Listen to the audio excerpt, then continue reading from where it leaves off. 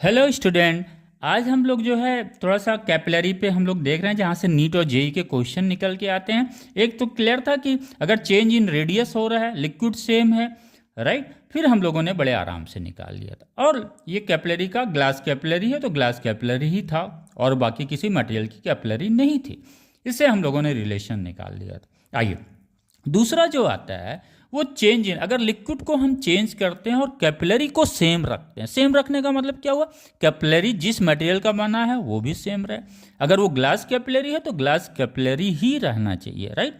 दूसरा क्या है, उसका रेडियस जो है कैपिलरी का वो सेम है, यानी ये रेडियस कैपिलरी का सेम दे दिया, ग्लास कैपिलरी का है वो हर लिक्विड्स के लिए सेम होगा। तो फिर चेंज क्या हो रहा है? यहां से बच्चों 3 क्वेश्चंस बनते हैं, राइट। इसको बड़ा ध्यान से हम लोग समझते हैं, राइट। जैसा कि हम लोगों ने पढ़ा था, सरफेस टेंशन क्या है? किसी भी लिक्विड्स की प्रॉपर्टी है। अगर लिक्विड चेंज होगा तो ये सरफेस टेंशन भी चेंज होगा, यानी राइज और fall of liquid in capillary is directly proportional to the surface tension of the liquid. Very good. आइए, क्यों समझते हैं हम लोग। क्योंकि आर क्या है? सेम है। आर कांस्टेंट रहेगा सभी लिक्विड्स के लिए। डेंसिटी क्या है? वो लिक्विड्स की चेंज होगी, यानी हम यहां से भी कह सकते हैं यह चीज inversely proportional to the density of the liquid. यानी अगर लिक्विड की डेंसिटी अगर इंक्रीज करेगी तो राइज और फॉल ऑफ लिक्विड्स क्या होगा? इंक्रीज करेगा। अगर डेंसिटी इंक्रीज करेगी तो एच डिक्रीज करेगा। क्लियर?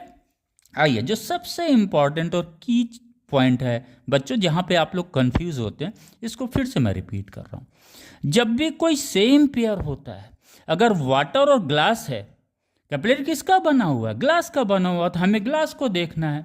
अगर वाटर और ग्लास है, या मरकरी या ग्लास है, या ऑयल या ग्लास है, या कोई अन्य लिक्विड है जो ग्लास के साथ कांटेक्ट में है, तो वो पेयर हम देखते हैं। और जब ये चेंज होता है, पेयर जब चेंज होगा, ग्लास जैसे सपोज वाटर और ग्लास क्या है? एक पेयर है।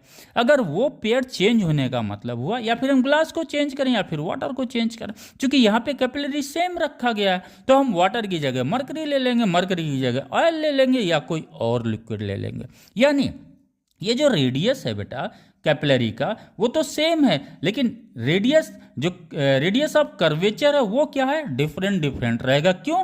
क्योंकि पेयर्स का जो एंगल ऑफ कांटेक्ट है वो चेंज हो रहा है। यानी हम कह सकते हैं राइज और fall of liquid is directly proportional to the angle of contact. तो ये 3 सवाल यहां से निकल के आते हैं सिर्फ लिक्विड को चेंज करने पे।